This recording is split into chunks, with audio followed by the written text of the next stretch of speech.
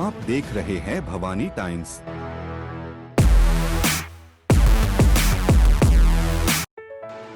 महाराष्ट्र विधानसभा के monsoon सत्र में पश्चिम विदर्भ के उद्योग का मुद्दा छाया रहा।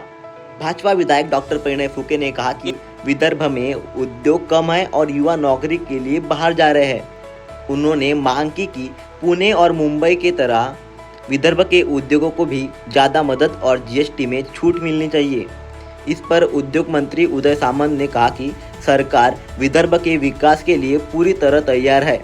उन्होंने ऐलान किया कि विदर्भ के उद्योगों को बढ़ावा देने के लिए एक खास विधायक समिति बनाई जाएगी और इस समिति की जिम्मेदारी डॉक्टर परिणय फुके को दी जाएगी। आणि मंत्री महोदयांनी 2.5 पानाचं याचं उत्तर दिलं, त्याबद्दल मी त्यांचा आभार मानतो। पण त्यात तरी काही प्रश्न त्यात अनुत्तरित माझे स्पेसिफिक 4 प्रश्न आहे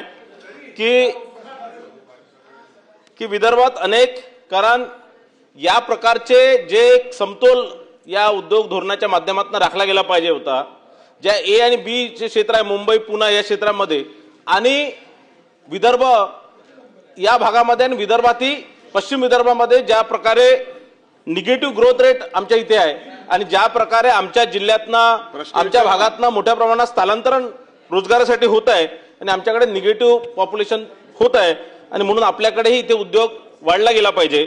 माझा या माध्यमातून म्हणजे ज्या ज्या योजना ज्या ज्या सबसिडी तुम्ही मुंबई आणि पुण्याला देता त्याच सबसिडी तुम्ही अमरावती आणि विदर्भाला देता। माझा या माध्यमातून प्रश्न आहे की विदर्भातील अनेक उद्योगांचा माल विक्री हा महाराष्ट्राबाहेर असल्याने त्यांना एसजीएसटी परतावा मिळत नाही। अशा उद्योगांसाठी ग्रॉस जीएसटी किंवा पर्यायी प्रोत्साहन देण्याचा विचार शासन करणार काय? दुसरा, नवीन उद्योग धोरण C+ आणि D+ जिल्ह्यांना दिलेल्या प्रोत्साहनाचा प्रत्यक्ष फायदा होत नाही। विदर्भातील जिल्ह्यांना अधिक भांडवल अनुदान आणि अतिरिक्त जीएसटी परतावा देण्याचे धोरण आपण आणणार काय? आणि त्यानंतर या संदर्भातच पश्चिम विदर्भातला संदर्भातला हा प्रश्न होता आणि पश्चिम विदर्भात नवीन उद्योग उभारण्यासाठी चालना देण्यासाठी महिला, अनुसूचित जाती जमाती आणि दिव्यांग उद्योजकांसाठी विशेष सवलतीचं स्वतंत्र पॅकेज शासन जाहीर करणार काय? तसंच या घटकांसाठी टेक्नॉलॉजी अपग्रेडेशनसाठी 25 ते 50% भांडवल अनुदान देण्याबाबत शासन नेमकी काय भूमिका आहे? मंत्री महोदय। सभापती महोदय, सन्माननीय सदस्य परिणय फुके साहेबांनी पश्चिम विदर्भाच्या संदर्भात उद्योगाच्या संदर्भामध्ये या ठिकाणी प्रश्न विचारलेला आहे।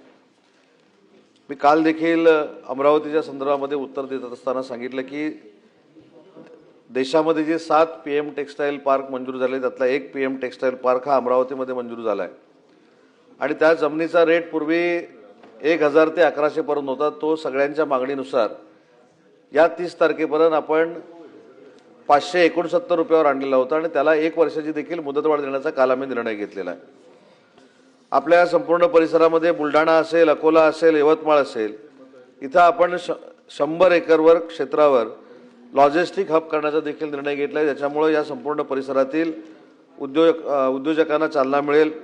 अमरावती बडनेरा प्रादेशिक लॉजिस्टिक हब देखील 300 एकरमध्ये आपण करतोय, त्याचं देखील आपण अंतिम टप्प्यामध्ये काम आणलेलं आहे।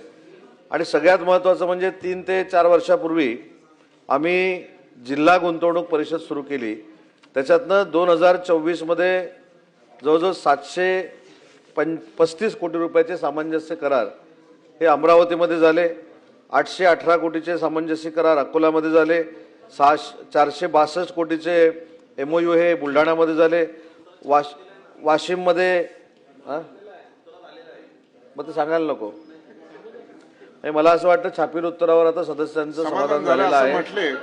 आता ऐका ना, सदस्य परिणय फुके आपण खाली बसा। मंत्री महोदय असं म्हणतायत की तुम्ही उत्तरावर समाधानी आहेत तरी आपण वाचू नका असं म्हणले। तुमच्या प्रश्नावरची उत्तर मिळत ही अपेक्षा ते देत आहेत, बसा खाली। आपण गोष्ट साहेब, असे जर समंजस सदस्य असतील तर प्रश्न ताबडतोब झाल्यावर प्रश्न विचारणार आहे। म्हणजे असंच सदस्यांनी सगळ्या करावं। छापील उत्तरावर मी समाधानी आहे, पण माझ्या प्रश्नाचं उत्तर द्यावं म्हणजे प्रश्न लवकर निकालात निघतील।